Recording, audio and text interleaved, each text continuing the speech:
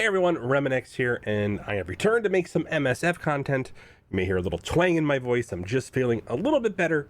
My voice is a little sore and hoarse, and so if I take dramatic pauses, it's because I'm trying to catch my breath as I'm recovering from a cold. So if you've been wondering where my hiatus has been, it's been largely because I haven't been feeling well for quite a little bit and taking some me time to kind of recoup my resources here. So let's get right into it. I'm going to start with a truth bomb that nobody's telling you, and you need to hear it right now. There are 3 things that are never going to change in Marvel Strike Force, and I'm sorry if you're the first to get this, but we're going to go right through it and land the mission right here. First things first, bottlenecks. There's always going to be one. And the reason is there's going to be a point at which you reach your roster and you're going to want or need to spend. And the idea that that will go away is just unfortunately not part of a mobile game genre, not part of hero collectors in general, and probably something that a lot more games are going to actually adopt, and we're going to see in future iterations of games. Bottlenecks are just something that you're going to run out of resources. You'll be able to either fund it through in-game purchases or saved in-game resources and move on from there. So step number 1, bottlenecks will happen because we're going to address some of the things in this second half preview that I think have some positive and potentially some negative outlooks, but we're going to read between the lines here. Number 2, they've always had a plan for alliances, and they don't care about your friendships in game. One of the biggest things missing from Marvel Strike Force has always been a friend component. I can't choose a friend and take a friend unit into combat with me. There is very little interaction that I have with any other players, with the exception of battling them in RTA, Arena, and more importantly in War. But most of what I have are the close bonds in my alliance with which I raid, I war, and that's pretty much the content that's in this game. So the only thing else that's out there is Blitz, and by the way, that's something that we can now auto. So let's talk about that for a second. Is that a problem? Well, the alliance structure that we have right now, they don't care where you wind up. They've got a plan for you. I think that they want to understand and make people more enticed to spend based on the habits that happen in your alliance. It's why you get what's called the FOMO message, fear of missing out. So what happens with those is they're broadcast in your alliance. If they were broadcast to the world, it might be a little bit different effect, but they're broadcast to your alliance saying, hey, look, Mobile Gamer just got a 7 red star Sam Wilson. How do you feel, RemanX? Well, I'd like one too. And that's the idea. The idea they've grouped you in people that you've already found your like characteristics. You need to understand that's part of the game. It's part of what's happening in every game. If you were in a high-end raiding guild, then wow, it was the same thing there. If you were in a PvP-oriented guild, it was the same thing there. Again, there are just so many components that happen in these socialized games. And again, that's the big difference. And the final thing that I think maybe we need to kind of get a grip on is games in general are leaning towards engagement over fun. And that's probably a big deal for a lot of us to hear. And so one of the things about this is they're trying to figure out the triggers that will both keep us engaged and having fun. Because at the end of the day, our engagement pays their bills. Whether or not we're having fun may not necessarily. And we'll get more into that later. But those are 3 things I want you to understand. Those are truth bombs. If nobody's telling you guys that, I don't know what to tell you. It's imaginary that all these things are going to go away in some full element. These are the nature of hero collectors, nature of mobile games, and realistically, those 3 things are something that I think are just, you accept it or you move on from Marvel Strike Force. So choose your path carefully. That being said, we're going to go into this blog and we're going to talk about a few things. First things first, this image should grab you. And the idea that they're not making him his own character, I understand what you're saying, but the fact that this is becoming a costume means that they're probably leaning towards maybe some type of story. Whenever costumes happen, like you saw with the Infinity Watch, Gamora, it basically likens during her time with the Infinity Watch. It's actually pretty cool that they did that. So this is probably a precursor to another big character. If you guys haven't taken a look at last week's news with Valley, I drop a pretty big bomb on who that is. I'll put the link in the comments here. Next piece of the puzzle is, well, the player journey. So they even talk about this is, think about it like a narrative. And so I sat back and I'm like, what could they have possibly meant by a narrative? This is like a loosely things that they want to sell us or that they're not doing. And I put my brakes on like a cat going into a bathtub when I was reading this initially. And then I took a little bit of critical thinking and I sat back and said, what is really going on here? And the idea is that for a long period of time, there wasn't a lot of advancement. It was with COVID and the times between, from when they first started having their errors when the first gold power creep came out. We're going to get into that in a minute. The idea has been that something's been missing, whether it was a narrative or fun elements. And so the idea behind this is, what were they metaphorically building us towards? And at the end of this, they're talking about a new game mode. And so I kind of went to the end and said, what do these all have to do with the next game mode? Why is DD5 going to be more important? Why is the teal tier such a big deal? And we're going to get into it right now. So tier 2 ISO blue, I'm still not sold that they're important. It does feel like a power gain. Right now, I feel like the tier 2 ISO felt like tier 2 blue on my characters. It was kind of a stepping stone to whatever's coming next. Some cool abilities when you get to the T2 5s, which I don't know, the blue 5, right? ISOs, which unfortunately are still gated behind content that's yet to come. And player level, one thing I wanted to bullet point here is, it's very clear by the language to me, is that they're going to say that the leveling up should feel satisfying. So it feels to me like we're going to see a lot of what we saw from that 13 to 14 built into gear. Maybe it'll be built more into levels and not be gear reliant. And that's something I want you guys to take a look at and possibly see as a positive here. The idea that spending gold on a character and bringing them up a level won't have the same impact as fully gearing them up to G16. And so I'm hoping that pans out to be correct, because if it is, it's actually a very, very player-friendly bonus. Obviously, it'll consume more gold, but we're starting to kind of lock in what characters you should be working on, the ones that come out right now, in the future. So let's talk about what else is there, right? So orange gear economy. Well, so there's kind of two pieces of this puzzle, the orange gear economy and GT16.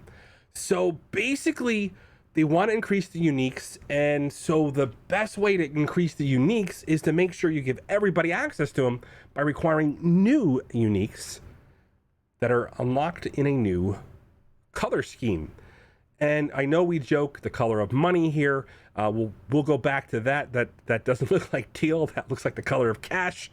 But more of that in a little bit here. So the idea behind this is, there's a reason why they're breaking with tradition. I think that there is probably a lot of the veteran players are I don't want to say they're washing out, but I think there's a shuffle in major alliances. There's people that want to be more casual, that are tired of quote unquote chasing the dragon and basically trying to find this mythical beast that lies at the end of the rainbow. And so I think it's good to kind of build up your player base so that a lot more people can experience challenging content as it happens. If you do that, you'll get more feedback when things aren't working correctly, instead of having just a small amount of your player base spend to literally playtest some of this material. And I think we'll get into that in another video. I've got some of that coming down the road here. So people are like, well, what does this mean? It's a reset. Well, this gear reset is to reset everybody's in-game economy. And the problem with that is people have been sitting on hordes of orange orbs, and until they found a way to either make us use it by building up more teams, which we'll get into a reason why that they were doing that, and more importantly, finding more use from your roster, that was something that I think the game probably stagnated for quite some bit. Is you can pick a team and have a more relevant team every 4 or 5 months instead of having to take a look at the current releases and see how valuable they're going to be in the future to your roster, and if you could quote unquote miss them. I don't think that's something you're going to have all the time.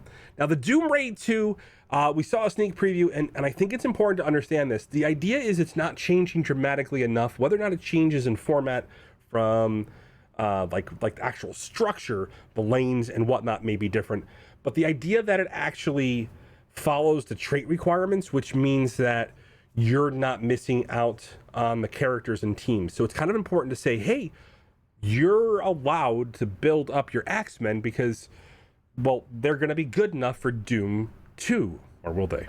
Well, we'll visit that in a little bit. And then, so Dark Dimension 5. So here we go. Dormammu, likely a mystic villain of cosmic proportions that will either do some craziness with dimensional porting, either be a summoner with the mindless ones at his disposal, or possibly a lot more of a commander of the realm and something to boost all characters going forward. So why is Dormammu even a big deal? Because was Doom really a big deal? Well, Doom was a raid character. Dormammu is the character you are going to need to get to reliably win in the upper tiers of the new upcoming game mode. Let's not mince words. Dormammu will win wars and he'll win tournaments coming forward. There is no way that they won't have that in the future. So that's kind of the big deal, from that. Next, should you succeed in this monumental quest, you will harness the incomparable power of the Cosmic Conqueror, Dormammu, and you'll see the picture here, obviously subject to change. I'm a fan of this character. I've always loved Doctor Strange books. They're one of the first books I got into in Marvel. And finally, so Alliance War is on the horizon. And so this is something I see as a positive, right? All right, so we understand the desire to keep things fresh with periodic updates. We recently ran a playtest with nearly 100 players to get feedback, and they got feedback, and it wasn't all positive. A lot of it was, it's going to take too much time. What's going on? We still don't feel like you've captured what we want from a war. And so the idea is they're going to do a second round of playtesting before they release this to the public, and having this as a commitment before they release something that may not be something that the players were in agreement with has always led to positive results. So that for me is a bravo. Thanks for listening. That's one of the most important things I think that we can get from this. And more importantly, there's going to be some more updates in Friday posts. Real-time arena. Now, this one is one of those mixed. I joke, but I don't think. I think that this one was built to sell us characters, and you guys have understood my idea behind this. This has been a disaster. Never what the community really wanted. If we allowed the draft mode and be a competitive mode where we had more balanced characters, and just acquiring a character and getting it to tier 9 was something that I thought was really cool, because then it meant I can compete with people at all levels of the gameplay. Viewers can challenge me on an even playing field, and we can let our skill be the test. But that's something that kind of just went the way. There were some issues with the balancing as far as how the buffs were being applied, and so this game mode kind of just is clunky, outdated, and I don't know that they're going to get it right, but the fact that they're trying to do something different is a big deal. So I wish that Galactus was coming to the game and swallowed Mordor World whole. Now, so they talk about the availability of resources. We scoffed at it, but there actually has been We pushed really hard for more rewards in the raid seasonal milestones. We pushed really hard for the all levels of the Greek raids to include elite orbs, so people had more access to G13. And these are things that largely happened. Gold, while still not in a place where we feel like we can spend freely, is still something that they've gradually introduced. If I pace myself well, I have enough gold to level a character from 1 to 80 when they come out, but that's with exceptional spending on my roster to begin with. So that's kind of an idea. These quality of life improvements, save squads, more save squads with tabs, awesome. The sooner they get this in the game, the sooner we can feel it.